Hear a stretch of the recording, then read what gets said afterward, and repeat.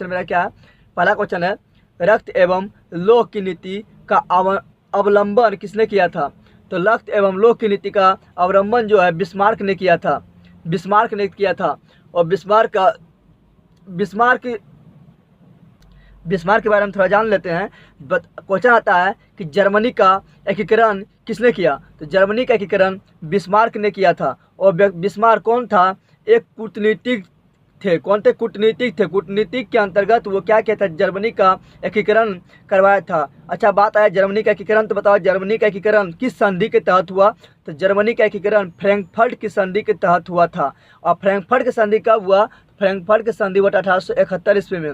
अच्छा बताओ कि जर्मनी का एकीकरण जो हुआ वो किस युद्ध के फलस्वरूप हुआ था? तो जर्मनी का एकीकरण हुआ था सेडान युद्ध के फलस्वरूप। सेडान का युद्ध कब हुआ था? तो सेडान का युद्ध हुआ था 1870 ईस्वी में, जिसमें पर्सा ने फ्रांस को पराजित किया था। पर्सा और फ्रांस के बीच में हुआ था, जिसमें फ्रांस का पराजित हुआ था। और उसके एक साल बाद 1871 में फ्रैंकफर्ट की संधि द्वारा जर्मनी का एकीकरण हुआ। दूसरा क्वेश्चन है, फ्रैंकफर्ट की संधि कब हुआ?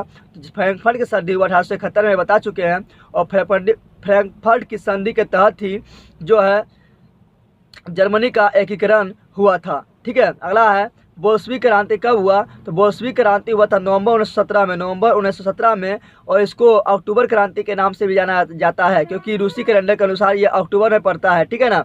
अच्छा, इसका मतलब क्या हुआ कि पूछेगा रूसी क्रांति कब हुआ? तो रूसी क्रांति हुआ था 1917 ईस्वी में, जिसे बोल्शेविक क्रांति के भी नाम से जाना जाता है।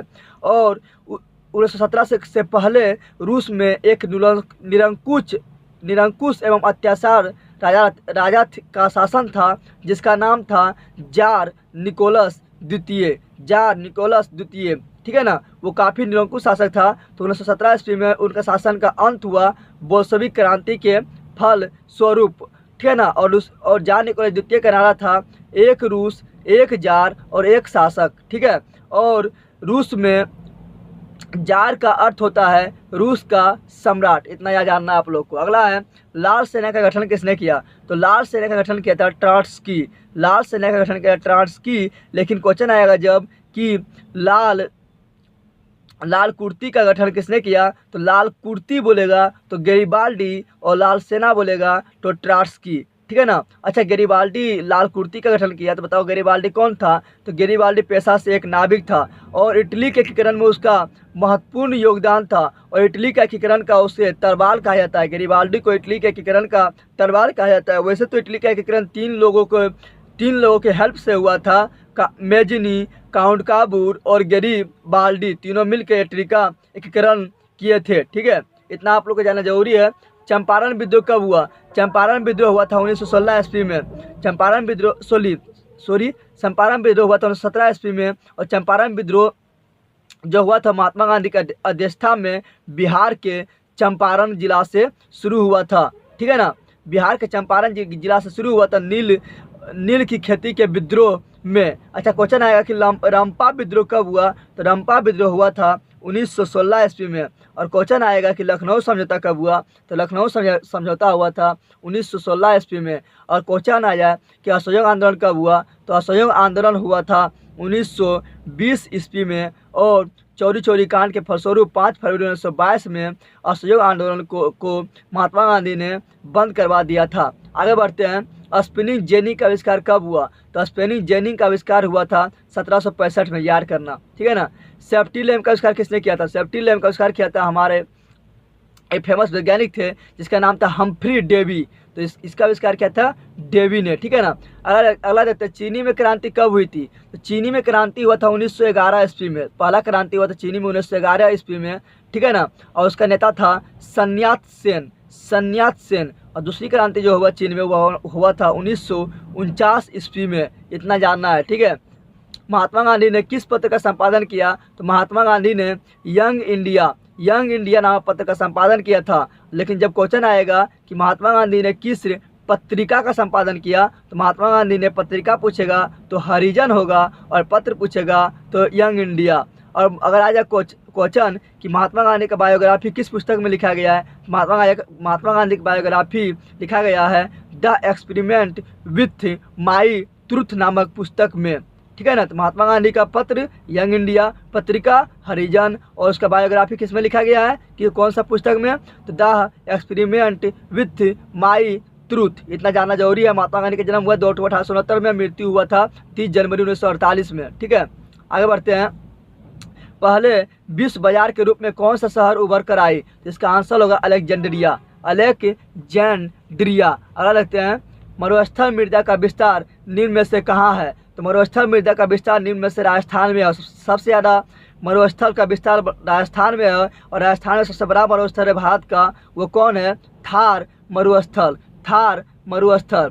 अच्छा, जब मृदा की बात आ गई तो बताओ भारत में सबसे अधिक कौन सा मृदा का विस्तार है, तो भारत में सबसे अधिक जो है जलोढ़ी मृदा का विस्तार है, जलोढ़ी मिट्टी का विस्तार है। अच्छा बताओ, काली मिट्टी को कौन सा नाम से जाना जाता है, तो काली मिट्टी को लेगुर मिट्टी के नाम से भी जाना जाता है। काफ़ी फेमस के ऊपर 100% आने का चांस बनता है, ठीक है ना।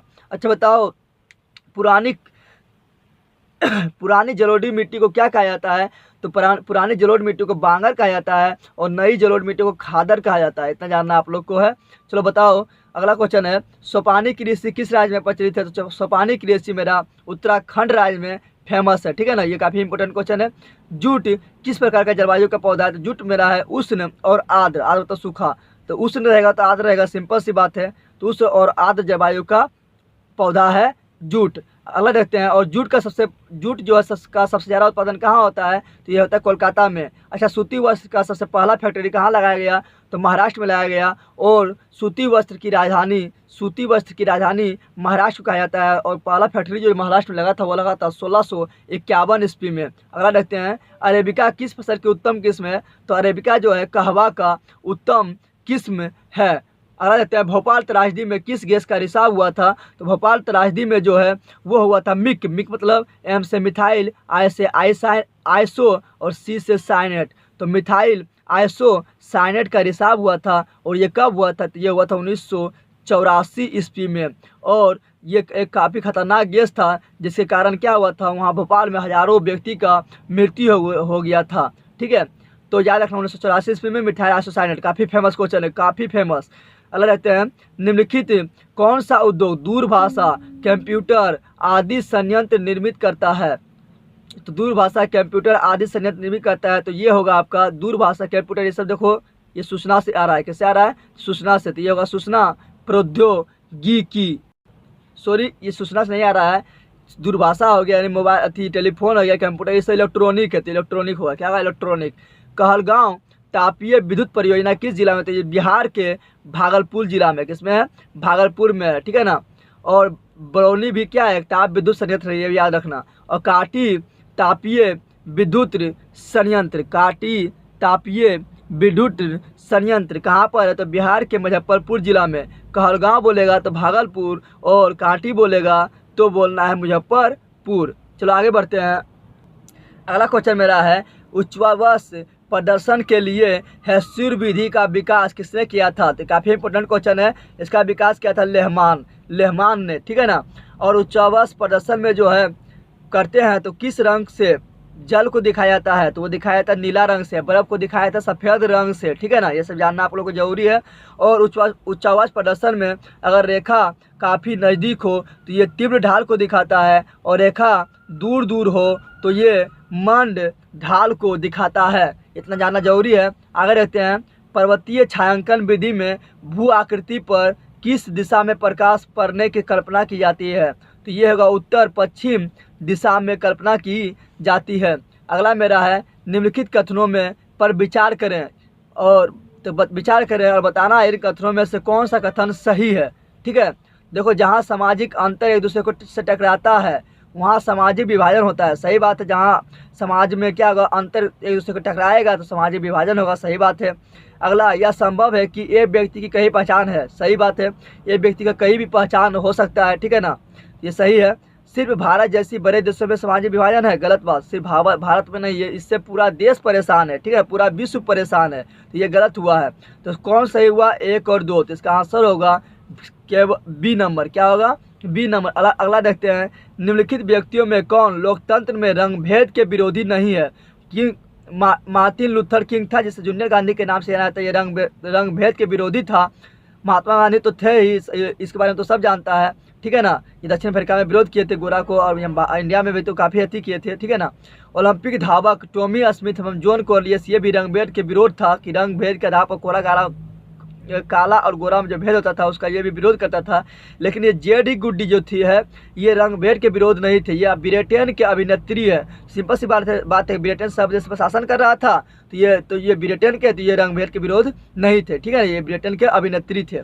सूचना के अधिकार संबंधी कानून कब बना? सूचना का अधिकार संबंधी कानून 2005 ईस्वी में बना था। और सूचना का संबंधी कानून सबसे पहले कहाँ बना था? तो ये बना था कहाँ? भारत के राजस्थान में। कहाँ बना था? राजस्थान राज्य में बना था। इतना जानना आप लोग को। अगला बढ़ते हैं।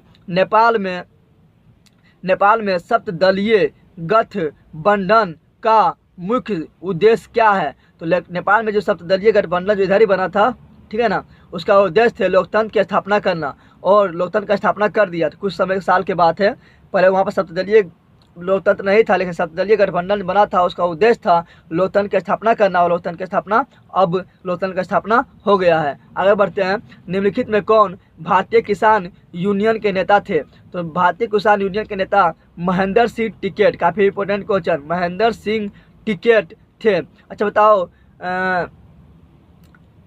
क्वेश्चन है चिपको आंदोलन के नेता कौन थे? तो चिपको आंदोलन के नेता थे सुंदरलाल बहुगुणा, और चिपको आंदोलन उत्तराखंड में प्रारंभ हुआ था। अच्छा बताओ, नर्मदा बचाओ आंदोलन के नेता कौन थे? तो नर्मदा बचाओ आंदोलन के नेता मेधा पाटेकर थे। ये सब जानना बहुत जरूरी है। अगला देखते हैं। टारी विरोधी आंदोलन निम्नलिखित किस प्रांत में शुरू किया गया था? तो ये किया गया था आंध्र प्रदेश में। ये आंध्र प्रदेश की महिलाओं के द्वारा शुरू किया गया था, और महिला मांग कर रहा था कि शराब का बंद किया जाए, और पुरुषों को शराब के लत से छुटकारा दिलाया जाए, ठीक है ना। तो ये महिला लोग विरोध किए थे। अगला देखते हैं। बिहार में पंचायती राज व्यवस्था में संस्थाओं में महिलाओं के लिए कितनी सीट आरक्षित है? ऐसे तो लोकसभा में 33% है, लेकिन बिहार में जो है वो कितना है? 50%, 50-50 हो गया, ठीक है ना। पुरुष भी 50 और महिला भी 50। अच्छा बताओ, बिहार में जो पंचायती राज संस्था है वो कौन से प्रणाली है? तो वो है त्रिस्तरीय प्रणाली। अच्छा बताओ कि त्रिस्तरीय प्रणाली जो है पंचायती राज का स्वरूप ये किसने दिया था? तो काफ़ी इंपॉर्टेंट क्वेश्चन, ये दिया था बलवंत राय मेहता समिति के द्वारा, ठीक है ना। अच्छा बताओ, सर्वप्रथम पंचायती राज प्रणाली किस राज्य में अपनाया गया था? तो अपनाया गया था कहाँ पर? राजस्थान में। काफ़ी इंपॉर्टेंट क्वेश्चन, राजस्थान में, ठीक है ना। सूचना का अधिकार भी राजस्थान और पंचायती राज भी राजस्थान। अच्छा, राजस्थान के ये अपनाया गया था नागौर जिला में। कहाँ पर? नागौर जिला में। और उस समय भारत के प्रधानमंत्री पंडित जवाहरलाल नेहरू थे, ठीक है ना। उसी का अध्यक्षता में हुआ था ये काम। और कब हुआ था? तो ये हुआ था 2 अक्टूबर 1959 ईस्वी को, और ये हुआ था 73वां संविधान संशोधन के तहत 1992 को। 73वां संविधान संशोधन के तहत 1992 को पंचायती राज व्यवस्था को भारत में अपनाया गया था। कहाँ पर? राजस्थान के नरौरा जिला में, ठीक है ना। अब आगे बढ़ते हैं। भारत में कहाँ महिलाओं के लिए आरक्षण की व्यवस्था है? तो अभी बता चुके हैं पंचायती राज व्यवस्था में था। कहाँ था? पंचायती राज व्यवस्था में। और बिहार में कितना था? 50%, ठीक है ना। अगला देखते हैं। भारत में सर्वोच्च न्यायालय के मुख्य न्यायाधीश की नियुक्ति कौन करता है? भारत में सर्वोच्च न्यायालय के मुख्य न्यायाधीश की नियुक्ति करता है राष्ट्रपति। जहाँ नियुक्ति की बात करें तो राष्ट्रपति आप लोग को नहीं पता है, तब भी राष्ट्रपति मार दीजिए, क्योंकि प्रधानमंत्री, राज्यपाल, सर्वोच्च न्यायालय के मुख्यमंत्री, जितना भी है, सुप्रीम कोर्ट है ना, जितना भी है, सभी का नियुक्ति जो राष्ट्रपति ही करता है, ठीक है ना। तो नहीं पता रहेगा तो भी राष्ट्रपति मारना है।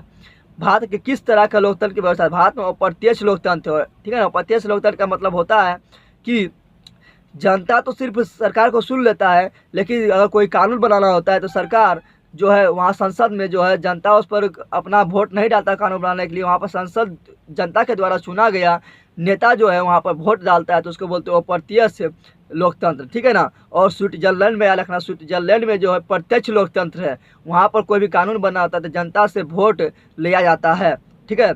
आगे बढ़ते हैं। इनमें से कौन सा देश मिश्रित अर्थव्यवस्था है? तो भारत जो है वो मिश्रित अर्थव्यवस्था है। मिश्रित अर्थव्यवस्था का मतलब क्या हुआ? अर्थव्यवस्था 3 प्रकार का होता है, एक होता है पूंजीवादी, एक होता है समाजवादी और एक होता है मिश्रित। जब पूंजीवादी और समाजवादी को मिश्रण से मिलकर जिस अर्थव्यवस्था का निर्माण होता है उसे हम कहते हैं मिश्रित अर्थव्यवस्था। और याद रखना, पूंजीवादी अर्थव्यवस्था अमेरिका अपनाया गया है और समाजवादी अर्थव्यवस्था चीन में अपनाया गया है और भारत में मिश्रित अर्थव्यवस्था अपनाया गया है। अगला रखते हैं, भारत में योजना आयोग का गठन कब किया गया था? तो भारत में योजना आयोग का गठन बताया था आप लोग को कि 15 मार्च 1950 ईस्वी को किया गया था और योजना आयोग का अध्यक्ष होता है प्रधानमंत्री। तो उस समय हमारे देश का प्रधानमंत्री थे पंडित जवाहरलाल नेहरू। इस प्रकार हमारे योजना आयोग का प्रथम अध्यक्ष पंडित जवाहरलाल नेहरू बना है और हमारे नरेंद्र मोदी साहब ने योजना आयोग को समाप्त कर दिया है और उसके जगह पर लाया है 1 जनवरी 2015 को नीति आयोग। इस प्रकार नीति आयोग का अध्यक्ष कौन है? तो नीति आयोग का अध्यक्ष नरेंद्र मोदी है। ठीक है ना। आगे बढ़ते हैं, भारत उपभोक्ता संरक्षण अधिनियम की घोषणा कब हुई? तो ये हुआ था 1986 में और इसके तहत उपभोक्ता को कुछ अधिकार प्राप्त किया गया है। अच्छा बताओ कि अगर उपभोक्ता को शिकायत करना हो तो शिकायत करने के लिए उसे कितना रुपये मतलब देना पड़ता है, पेड करना पड़ता है स्टैम्प के लिए? तो 0 रुपया, कोई शुल्क नहीं लगता है। अच्छा बताओ, उपभोक्ता संरक्षण अधिनियम जो है इसके तहत जो है उपभोक्ता को टोल फ्री नंबर दिया गया है, वो क्या है? वो नंबर क्या है? तो वो नंबर 1800-11-4000। याद रखना, 1800-11-4000। ठीक है। अब आगे बढ़ते हैं, उपभोक्ता अधिकार दिवस कब मनाया जाता है? तो ये मनाया जाता है हर साल 15 मार्च को। और उपभोक्ता अधिकार संरक्षण जो हुआ था, अधिनियम बना, वो कब बना था? बताया था 1986 ईस्वी में। 1986 ईस्वी में। और टोल फ्री नंबर बताया था 1800-11-4000। भारत में आर्थिक सुधार आरंभ हुआ। भारत में आर्थिक सुधार आरंभ कब हुआ था? तो ये हुआ था 1991 ईस्वी में। याद रखना, कब हुआ था? 1991 ईस्वी में। बताओ, बाजार व्यवस्था का महत्वपूर्ण अंग है। तो बाजार उपभोग का महत्वपूर्ण अंग है। ठीक है ना। आगे बढ़ते हैं, भारत में सेवा क्षेत्र को सामान्यतः कितने भागों में बांटा जा सकता है? तो भारत में सेवा क्षेत्र को अगर बांटना है तो सामान्यतः 2 भाग में हम बांट सकते हैं। आगे रखते हैं, निम्नलिखित में कौन प्राकृतिक आपदा है? तो प्राकृतिक आग, तो ये प्राकृतिक आपदा नहीं है, ये मानव द्वारा उत्पादन आपदा है। बम विस्फोट, ये भी मानव द्वारा उत्पादन आपदा है। और रासायनिक दुर्घटना, ये भी मानव द्वारा उत्पादन आपदा है। ठीक है ना। लेकिन भूकंप जो है प्राकृतिक आपदा है। बताओ, किस देश को भूकंपों एवं ज्वालामुखियों का देश कहा जाता है? तो जापान को भूकंपों एवं ज्वालामुखियों का देश कहा जाता है। ठीक है ना। इस प्रकार सबसे ज़्यादा भूकंप कौन सा देश में आता है? सबसे ज़्यादा ज्वालामुखी कौन सा देश में आता है? तो वो हुआ जापान। लेकिन पूछेगा कौन सा महासागर को भूकंपों का महासागर कहा जाता है? तो होगा प्रशांत महासागर। प्रशांत महासागर में सबसे अधिक भूकंप आता है। सागर बोलेगा, महासागर के बात बोलेगा तो प्रशांत महासागर, और देश के बात कहेगा तो जापान। बताओ, नदियों में बाढ़ आने का प्रमुख कारण क्या है? नदी में बाढ़ आने का प्रमुख कारण है नदी की तली में अवसाद का जमा। नदी की तली में अवसाद जम जाता है, इसके कारण क्या होता है? नदी की गहराई कम हो जाता है और जल ऊपर ही ऊपर बहने लगता है। इसके कारण क्या होता है? पास के गांव में फैल जाता है और नदी में जल का बहने में प्रॉब्लम होता है, जिसके कारण जो है धारा कहीं और मुड़ के गाँव की ओर मुड़ जाता है, जिसके कारण क्या होता है? बाढ़ आ जाता है। जिसका आंसर होगा नदी की तली में अवसाद का जमाव। तो बताइए आप लोग को ये कैसा लगा है? अब मिलते हैं हम नेक्स्ट वीडियो में। ठीक है। तो आप लोग जल्दी दोस्तों को शेयर कर दीजिए। हम आप लोग को इतना मेहनत कर रहे हैं तो आप लोग भी दोस्त थोड़ा जिम्मेवारी उठाइए, क्योंकि जानते हैं कि यूट्यूब पर अभी फेमस होना काफ़ी कितना इम्पोर्टेंट है। क्योंकि जब तक मेरा 4000 घंटा वॉच टाइम नहीं पूरेगा और 10,000 व्यूवर्स नहीं पूरेगा और 1000 सब्सक्राइबर नहीं पूरेगा, तब तक मेरा चैनल को कुछ नहीं हो सकता। सिर्फ हम वीडियो बनाते रह जाएंगे। ठीक है। तो इसलिए आप ही लोग मेरा हेल्प कर सकते हैं। जल्दी दोस्तों के पास शेयर कीजिए। ठीक है। चलो मिलते हैं नेक्स्ट वीडियो में। थैंक्स। जय हिंद, जय भारत।